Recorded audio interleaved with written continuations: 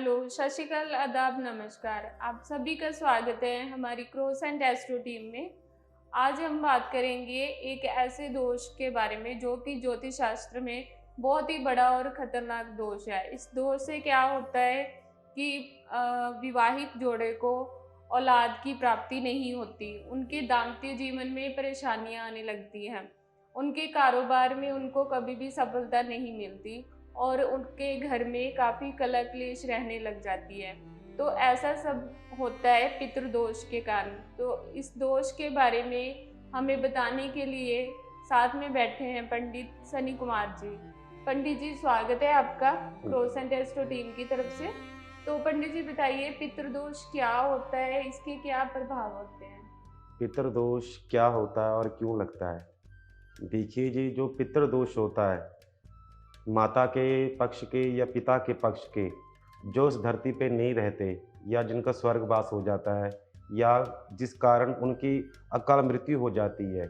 ऐसे में क्या होता है, जो जातक होते हैं, जो माता पिता जो इस धरती पे नहीं है, तो ऐसे जातक पितृ बन जाते हैं। जी। पितृ मतलब जो हमारे वंश के जो जैसे होते हैं दादा परदादा, उस लेयर में चले जाते हैं।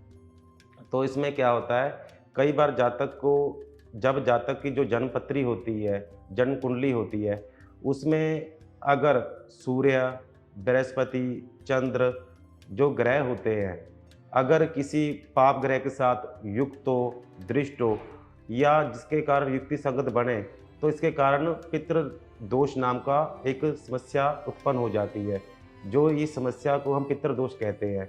इसमें क्या होता है कि मान लीजिए किसी जातक ने अपने इस जन्म से पहले पूर्व जन्म में अपने माता का या पिता का या भाई से या मित्र से या बहन से छल कपट या अपमान किया है, तो ऐसे जातकों को जो होता है कि अगले जन्म में भी वो जन्म कुंडली में वो साफ दिखते हैं योग कि किसके कारण जातक को समस्या उत्पन्न हो रही है।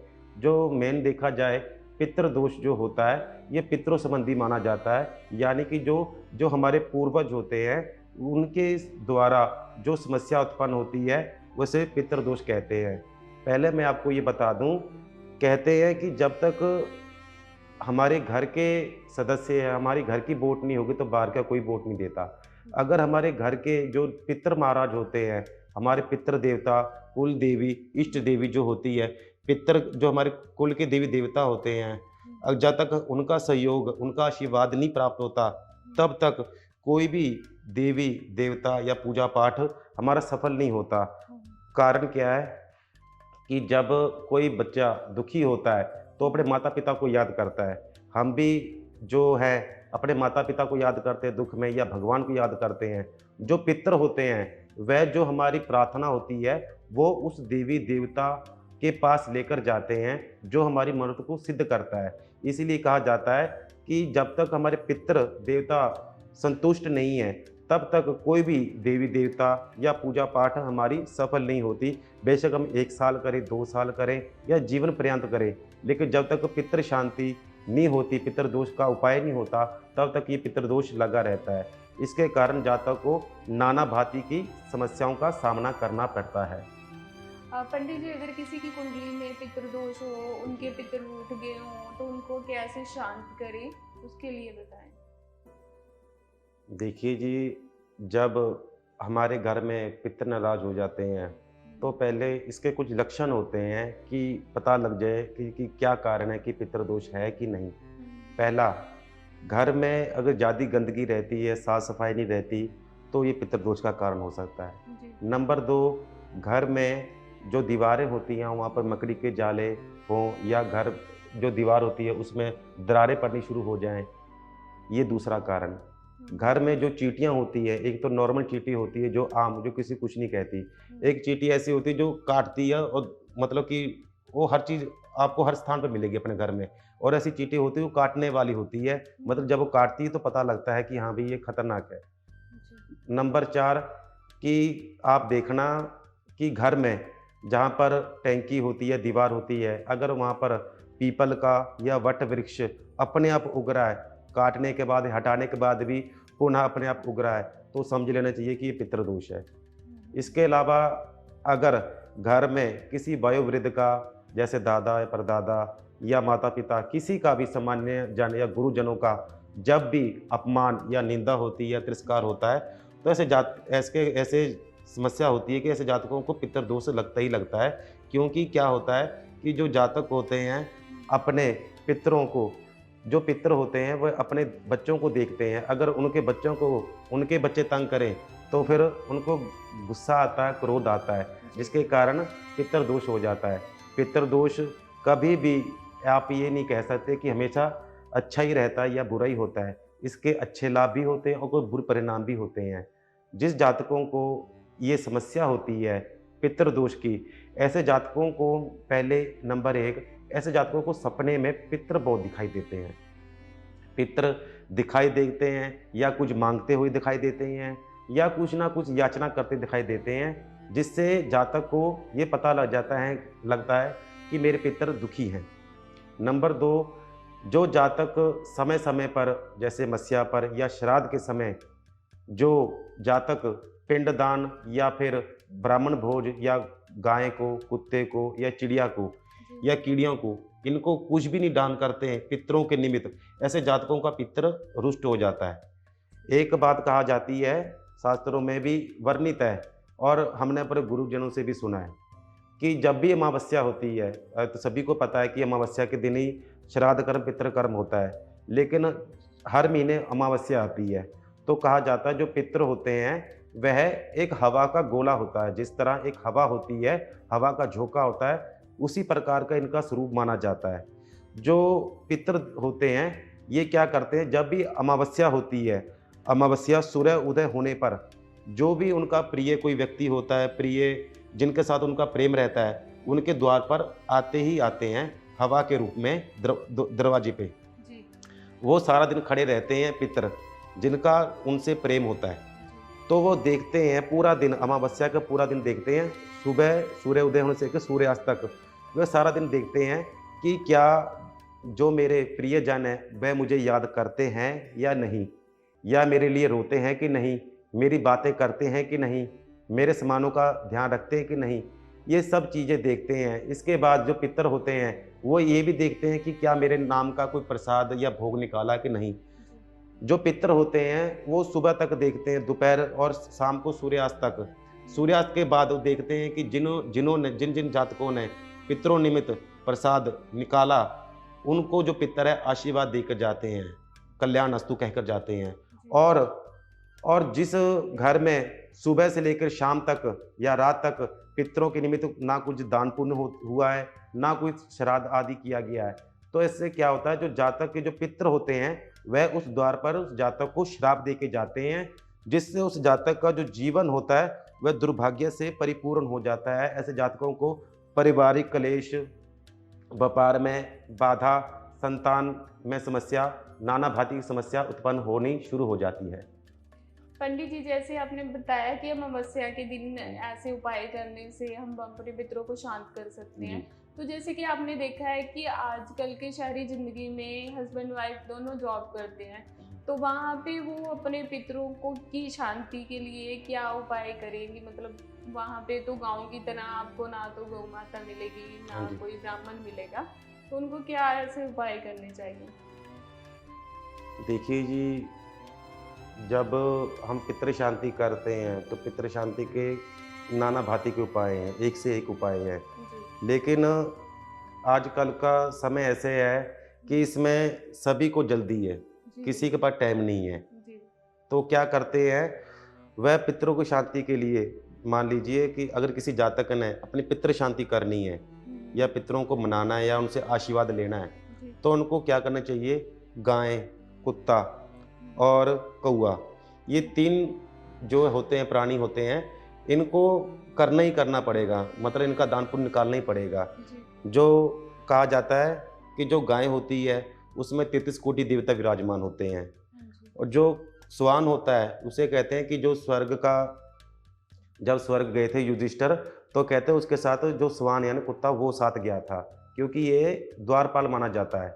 और कौआ को कहा जाता है कि जो हमारे पितर होते हैं वह पक्षी का रूप धारण करके, शास्त्रों में कहा जाता है कि जो पितर होते हैं वह अपना रूप बदल के गाय का, श्वान यानी कुत्ते का, ये कौवे का, इन तीनों में से किसी का भी रूप धारण करके वह अपना प्रसाद या भोजन ग्रहण करने आते हैं। तो इसलिए कोशिश ये करनी चाहिए, जब भी श्राद्ध करना हो अमावस्या के दिन या चौदस के दिन, तो जातकों को पहले तो ये कोशिश करनी चाहिए कि हलवा बना ले, थोड़ा सा हलवा बना ले। हलवा बनाने के बाद उसको क्या करे कि उसके 4 हिस्से कर दे, चाकू से या चमचे से 4 हिस्से कर दे। पहला हिस्सा चला गया गाय का, दूसरा हिस्सा चला गया कुत्ते का, तीसरा हिस्सा चला गया कौवे का, 3 हिस्से हो गए प्राणियों के। जो चौथा हिस्सा है उसको क्या करना है कि गाय की जो ओपल होती है, ओपल मतलब कि ओपल आप समझते होंगे कि जिसे गाय के गोबर की जो पाथी बनती है ओपल, उसको जला लेना है। उसको जलाने के बाद जैसे उसको आग लगा लेनी है, ओपल को आग लगाने के बाद कोशिश करनी कि उसमें आग जलती रहे, कपूर की मदद से उसमें आग जला लें। अगर आपने उस कंडे पर आग लगा ली, फिर आपने क्या करना, जो हलवा आपने बनाया है 3 हिस्से तो आपने दे दिए, गाय का, कुत्ते का, कौवे का, अभी चौथा हिस्सा है उसका क्या करना है। उसका क्या करना है कि आपने उस हिस्से की 5 आहुति या 5 चमचे आपने उस कंडे पर डालने हैं जो गाय के गोबर की है, उस पर आपने डालने हैं, 5 बारी डालना है। ऐसे कह के कि मैं अपने पितरों के निमित्त कर रहा हूँ, ऐसे कह के कि मैं अपने पितरों को निमित्त के लिए, तृप्ति के लिए मैं कर रहा हूँ। उसके बाद क्या करना चाहिए, जातक को जो जल होता है, जल ले लीजिए, उसमें थोड़ा गंगा जल डाल लीजिए, थोड़े से काले तिल और सफ़ेद तिल ये जरूर डालने चाहिए, क्योंकि जो तिल होते हैं विष्णु के पसीने से उत्पन्न हुए हैं और जो तिल होते हैं ये पितरों को तृप्त करते हैं।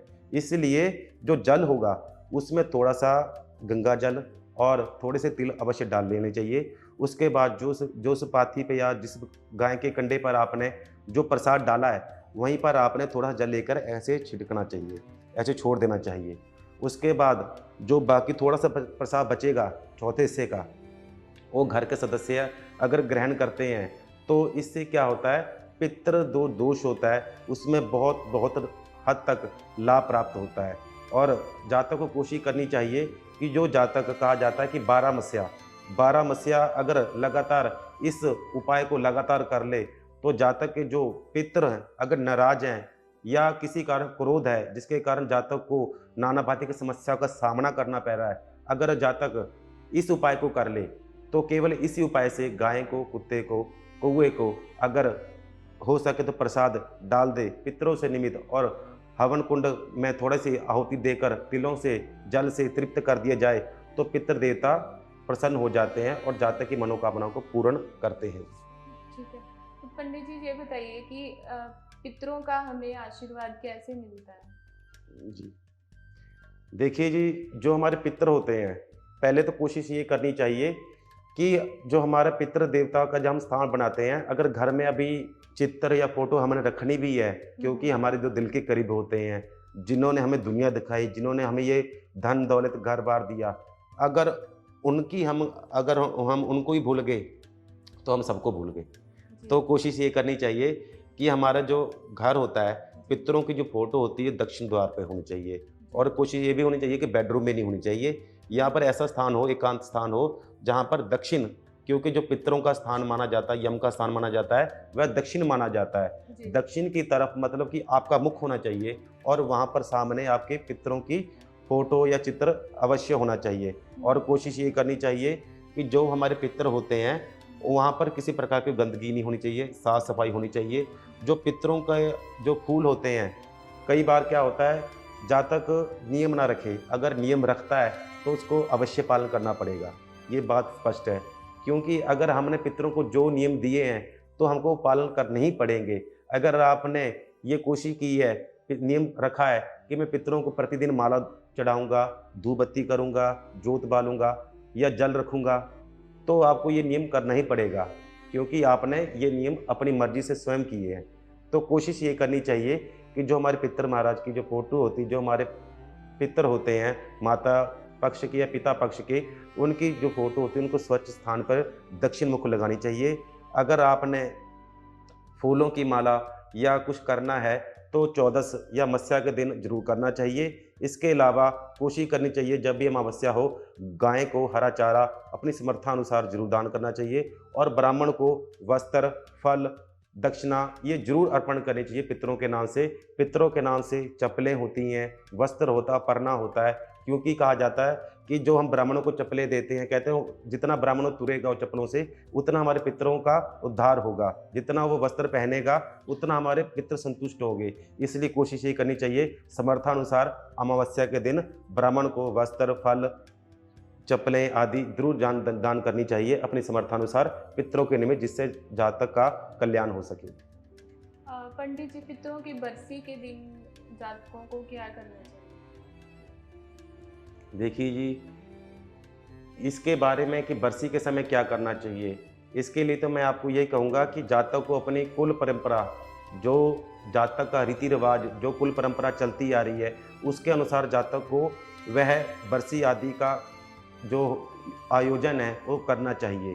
कोशिश ये करनी चाहिए कि कई बार क्या होता है कि जब हमारे बरसी होती है, किसी प्रियजनों की बरसी होती है, तो जातक उसके निमित्त पहले तो जातक को कोशिश ये करनी चाहिए कि हवन कराया जाए।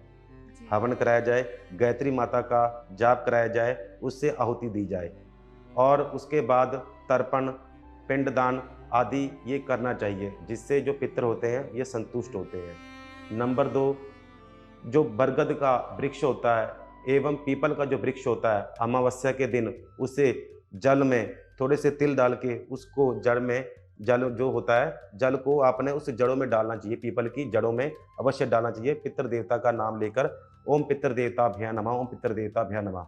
अगर ये छोटा सा मंत्र है ओम पितृ देवताभ्यः नमः, इसके अलावा गायत्री मंत्र का जाप करते हुए भी पितरों के निमित्त अगर आप पीपल के और बरगद के वृक्ष में जल तिलों वाला सींचते हैं, इससे पितर हमारे शांत होते हैं। इसके अलावा जातक को कोशिश ये करनी चाहिए, जो हमारे पितर होते हैं कभी भी, जैसे कि वो मरे पड़े हैं या धरती पे नहीं है, कभी भी उनको कोसना नहीं चाहिए, उनसे गाली गलौच नहीं करनी चाहिए। कई होते हैं जो मरे हुए पितरों को बार बार याद करते रोते हैं या उनको गाली निकालते रहते हैं, तो इससे क्या होता है, जो पितर होते हैं नाराज होते हैं। और इसके अलावा जो वयोवृद्ध घर में अगर दादा परदादा का अपमान होता है, दादी का अपमान होता है या माता पिता का अपमान होता है, वहाँ भी पितर नाराज होते हैं। इसके अलावा अगर जो जातक अपने गुरु से द्रोह करता है, छल कपट करता है, ऐसे जातक को गुरु दोष लग जाता है, यानी कि गुरु से उसे पितृ दोष लग जाता है। तो कोशिश ये करनी चाहिए कि जातक को कोशिश ये करनी चाहिए कि जब भी श्राद्ध कर्म अमावस्या के या चौदस को जरूर कराना चाहिए। जातक को जीवन में कम से कम एक बार हरिद्वार या गया जी जरूर जाना चाहिए। वहाँ पर विधि विधान से पितरों निमित्त अगर पिंडदान आदि कराते हैं, ब्राह्मणों को दक्षिणा आदि से उनको तृप्त करते हैं, क्योंकि अगर ब्राह्मण संतुष्ट है तो मान लीजिए आपके पितृ संतुष्ट है, और ब्राह्मण को वही भोजन देना चाहिए जो हमारे पितरों को प्रसन्न करने वाला था। इससे क्या होता है, जब भी जातक संतुष्ट होता है, ब्राह्मण संतुष्ट होता है, तो वह हमें कहते हैं कल्याणास्तु तथास्तु। इससे माना जाता है कि जो हमारे पितर है वह खुश हो जाते हैं और हमारे जीवन में नाना भांति समस्याओं को दूर करने में सहायता प्रदान करते हैं। तो पंडित जी, अगर किसी की कुंडली में पितृ दोष है तो उसको दूर करने के लिए क्या करना चाहिए? आपका बहुत अच्छा प्रश्न है कि पितृ दोष शांति के लिए जातक को क्या करना चाहिए। पहले तो मैं आपको ये बता दूं कि जो पितृ दोष होता है उससे ग्रसित व्यक्ति को अगर प्रातःकाल सुबह उठकर पहले अपने हाथों को देखे और ये प्रार्थना करे, करागे वस्ते लक्ष्मी, कर मध्य सरस्वती, कर मूल्य तू परमात्मा, कर कर भाते कर दर्शनम। इसके बाद जातक हाथ को देखे, देखने बाद उसको अपने ऐसे मुंह पर लगाना चाहिए। इससे जो हमारा कर्म है ये फल प्रदान करता है। दूसरा, जब भी जातक पैर नीचे लगाए धरती पे, फिर धरती पर जो अपना सीधा पैर लगाना चाहिए, या जो नासिका में जो श्वास चल रहा हो वो पैर रखना चाहिए पहले, जो नासिका में श्वास चल रहा होगा। उसके बाद धरती माता को प्रणाम करने के बाद कहा जाता है, जो जातक अपने माता पिता का आशीर्वाद लेता है, गुरु का आशीर्वाद लेता है या बहन से भी आशीर्वाद लेता है, कहता है से जातक का कभी दुर्भाग्य जो होता है जो दुर्भाग्य होता है वो मिट जाता है। कहा जाता है कि गाय के पैर की मिट्टी, जोगी जो होता है, जो साधु होते हैं, उनके चरणों की जो रज होती है, और जो जंगम होते हैं, जो शिव के भक्त होते हैं, अगर उनके चरणों की धूली अगर मस्तक पर लग जाए तो जातक का दुर्भाग्य दूर हो जाता है। कोशिश ये करनी चाहिए जातक को अपने माता पिता का आशीर्वाद लेना चाहिए क्योंकि जो आशीर्वाद होता है ये जातक को विकट से विकट स्थिति में बचाने में मदद करता है। जहाँ पर कभी धन काम नहीं करता, मित्र आदि काम नहीं करते, वहाँ पर केवल आशीर्वाद ही काम करता है। नंबर 2, जब भी अमावस्या हो, अमावस्या के दिन कोशिश ये करनी चाहिए कि अपने पितरों के निमित्त कुछ ना कुछ गाय को, चिड़ियों को, कुत्तों को, कौओं को कुछ ना कुछ अवश्य डालें पितरों के नाम से या पितरों के निमित्त। और इसके बाद ये कोशिश करनी चाहिए कि जातक को लक्ष्मी नारायण या विष्णु भगवान के मंत्र का ओम नमो भगवते वासुदेवाय मंत्र का जाप भी करना चाहिए। पितरों के निमित्त या गायत्री मंत्र का जाप किया जाए। देवता प्रतिष्ठमा योगी भी एव च सदा नित्यमेव नमो नमः पितृ गायत्री मंत्र का एक माला अगर जाप कर लिया जाए तब भी पितृ शांति में बहुत सहायता प्रदान करते हैं। और जातक को कोशिश ये करनी चाहिए कि अपने पितरों का भूलकर भी और अपने गुरु का भूलकर भी कभी अपमान या तिरस्कार भरी सभा में नहीं करना चाहिए। इससे क्या होता है, जातक को दुर्भाग्य लग जाता है और दुर्भाग्य के कारण जातक को नाना भांति की समस्याओं का सामना करना पड़ता है। पितृदोष शांति के लिए कोशिश ये करनी चाहिए कि जो ये गुप्त उपाय है ये उसी करना चाहिए जिसको स्वप्न में पितर अगर दिखाई देते हैं। उनको क्या करना चाहिए कि मत्स्या के दिन जब अमावस्या होती है उसको एक नारियल लेना चाहिए पानी वाला। उसको पानी वाला नारियल को लेकर जातक क्या करे, अपने पितरों के निमित्त अगर उस नारियल को फोड़ता है, मंदिर में फोड़ता है, क्योंकि जो नारियल होती है बलि का रूप मानी जाती है क्योंकि ये पुराने समय में पशु बलि, नर बलि ऐसे विधान था। लेकिन आज के युग में, आज के समय में क्या होता है कि उस बलि के लिए हम क्या करते हैं, या तो नारियल हो गया या सुपारी हो गया या कोई बड़ा पेठा हो गया, उसकी बलि दी जाती है। तो कोशिश ये करनी चाहिए नारियल मत्स्या के समय पितरों के निमित्त अगर शिव मंदिर में या धार्मिक स्थान पर फोड़ा जाए, इससे पितर शांत होते हैं। इससे क्या होता है, पितर हमारे शांत होते ही होते हैं। जातक को ये भी कोशिश करनी चाहिए कि जब अमावस्या हो, अमावस्या के दिन घर में सब साफ सुथरा रहे, किसी प्रकार की गंदगी नहीं होनी चाहिए और पति पत्नी दोनों को ब्रह्मचार्य का हो सके तो उस दिन जरूर ग्रहण करना चाहिए, ब्रह्मचारी रहना चाहिए। ऐसा ना हो कि वह लहसुन प्याज आदि का ग्रहण करे या दारू मीट ऐसी चीज़ें जो तमोगुण का प्रतीक होती हैं। अगर ऐसी चीज़ें खाएगा जातक तो कहते हैं जैसा खाएंगे अन्न वैसा होगा मन। अगर हम मत्स्या के समय अगर इन बातों को ध्यान नहीं देते तो पितर हमारे जो होते हैं वे नाराज हो जाते हैं। जब वे नाराज हो जाते हैं तो जातक को शारीरिक कष्ट होता है, शारीरिक कष्ट या मानसिक तनाव का उसका सामना करना पड़ता है और इसके बाद जातक को संतान की वृद्धि नहीं हो पाती। और इसके अलावा व्यापार में जातक का स्थान परिवर्तन होता रहता है। जातक एक समय कुछ साल कहाँ काम कर लिए, कुछ साल कहाँ काम कर लिया, लेकिन जातक को भविष्य में चिंता रहती है मेरे लिए पक्का व्यवसाय कौन सा है। ऐसे जातक को पितृ शांति के लिए कोशिश करनी चाहिए, सुयोग्य ब्राह्मण के द्वारा पिंडदान जरूर कराने चाहिए, गया आदि श्राद्ध जरूर करना चाहिए, तीर्थ यात्रा जरूर करनी चाहिए और पितरों के निमित्त हो सके तो कुछ ना कुछ अवश्य दान करते रहना चाहिए, जिससे हमारे पितर हमारी शांति प्रदान करे और हमारा कल्याण करें। पंडित जी, आपने हमारे दोस्तों को पितृदोष के बारे में बहुत अच्छी जानकारी दी, उसके लिए आपका बहुत बहुत धन्यवाद पंडित जी। जल्दी ही मिलते हैं नेक्स्ट वीडियो में।